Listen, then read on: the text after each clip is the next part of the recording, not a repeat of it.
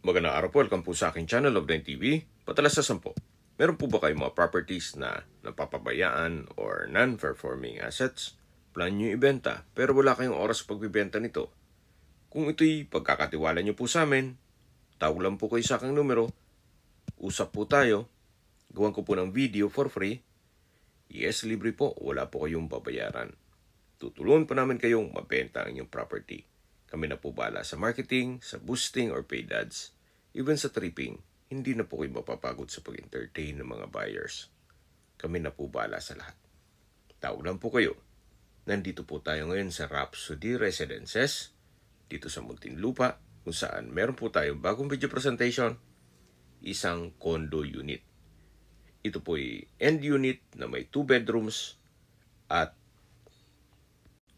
may parking. May floor area po ito na 57 square meters. At tungkol naman po sa dokumento nito, ito po'y titulado at buhay po ang may-ari. Kaya wala po kayong maging problema sa documentation o sa transfer ng title. Napakaganda po ng design itong building. Meron po itong natural ventilation. At meron pa pong mga pocket garden at hangout area. Mula po dito sa hangout area, ito naman po ang tanawin na kung saan yan po yung Laguna Lake. Baba po tayo dito sa basement. Gaya po nang nasabi ko sa inyo kanina, ito pong condo unit ay may kasamang parking space o garahe. Ito pong bakante, yan po mismo.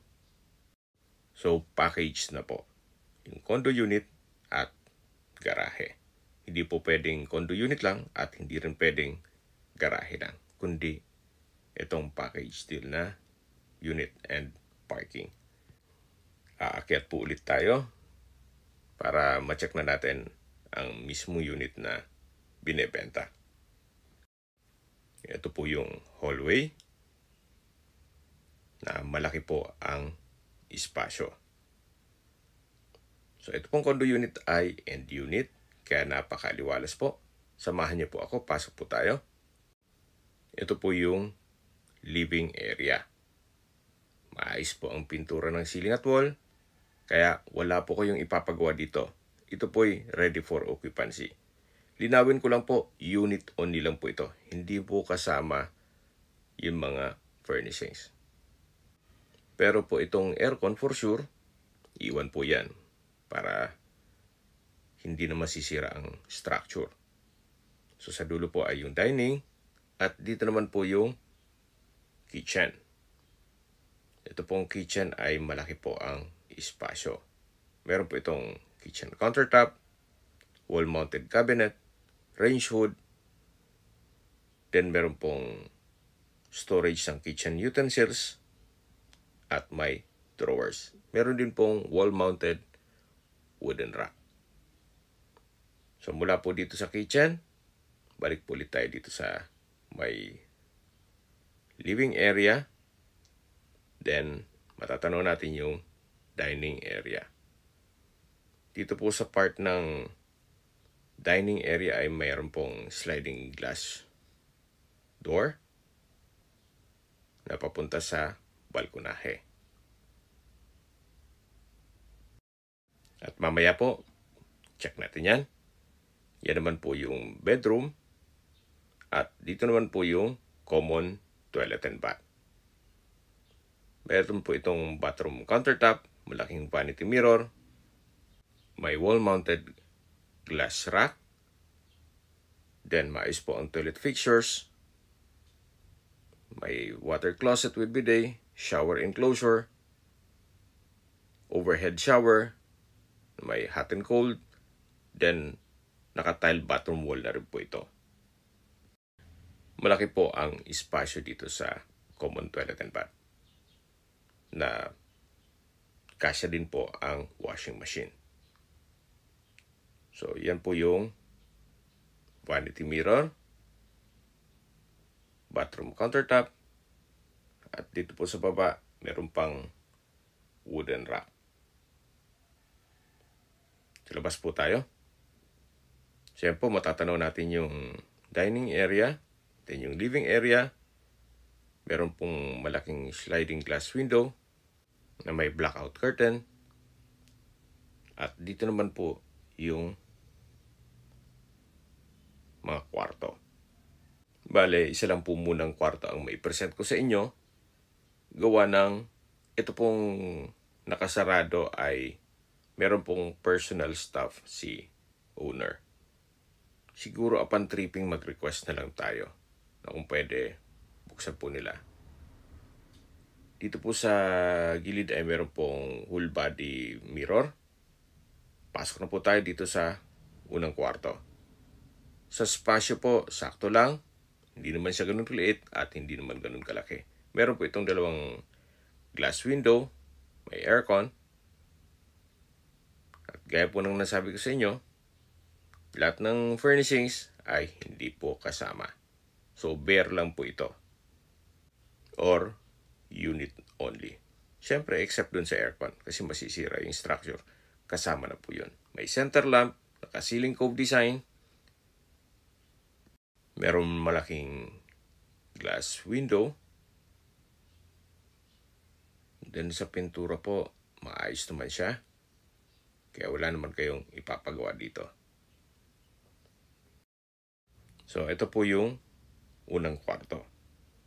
Then, paglabas po natin, dito naman po yung pangalawang kwarto na kung saan malaki naman po ang espasyo niyan. Hindi lang natin mapasok gawa ng may mga importanteng gamit si owner. Yan po yung whole body mirror. At mula po dito sa dining, matatanaw natin ang living area.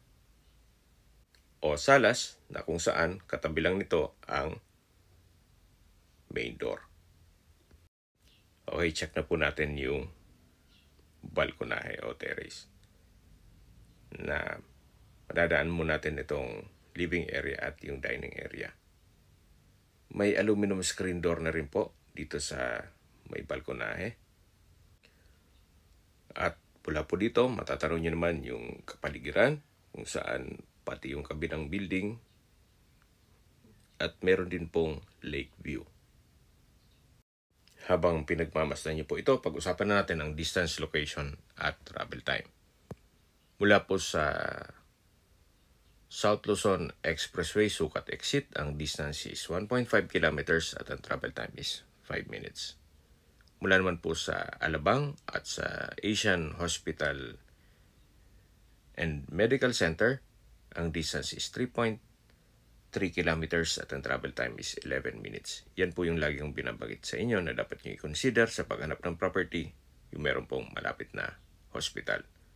Hindi ko naman po sinasabing sakitin kayo. Yan naman po for emergency purpose lang naman. At mula naman po sa SMBF at Medical Center ng Parañaque, ang distance is 2.9 kilometers at ang travel time is 21 minutes. Kung manggagaling naman po sa airport, ang distance is 14 kilometers at ang travel time is 39 minutes. Mula naman po sa BGC o Bonifacio Global City, ang distance is 13 kilometers at ang travel time is 15 minutes. Mula naman po sa Makati Central Business District, ang distance is 16 kilometers at ang travel time is 35 minutes. Okay, recap lang po sa mga nag-skip ng video. Ito pong condo unit ay Rhapsody Residences. Then may floor area po ito na 57 square meters. And unit, may 2 bedrooms at 1 toilet and bath. Meron din pong balkonahe. At meron pong fire sprinklers. Halos hindi naman po ito natirahan ni owner gawa ng madalas po nasa Amerika po siya. Tungkol naman sa dokumento, ito po'y titulado at buhay po ang may-ari. Okay, sa presyo na po tayo. Binibenta po ito ni owner sa halagang 7.5 million pesos. May condo unit ka na, may parking ka pa. Which is fair din na rin po. Okay, kung may mga katanungan po kayo, tawag lang po kayo sa aking numero. At sa mga kababayan naman natin nasa ibang bansa, meron po akong Telegram. Sa mga iPhone user man, may iMessage.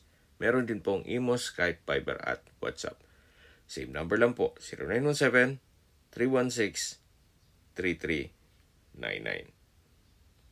Sa mga nagtatanong naman po ng aming Facebook, meron po kaming Facebook page na Nov9 TV at Facebook Reels video. Meron din pong TikTok at Instagram. May ibang YouTube channel po kami na The Nov9 TV channel at Nov9 TV Listings. Sana po naibigan nyo ang aming video presentation. Paki-like and subscribe na po sa aking channel para ma-update din po kayo sa aking future listings. Kung sakali po hanap nyo yung mas malaking sukat na lupa, meron din po kami ibang listings na pwede nyong pagpilian. Huwag po kayong mag-atubiling tumawag sa amin, then let us know your budget para malaman namin kung anong property pwede namin alok sa inyo. Sa lahat pong viewers, subscriber at nagtiwala po sa amin, salamat po sa suporta. Ingat po kayo lagi at yung pamilya. Maraming salamat po.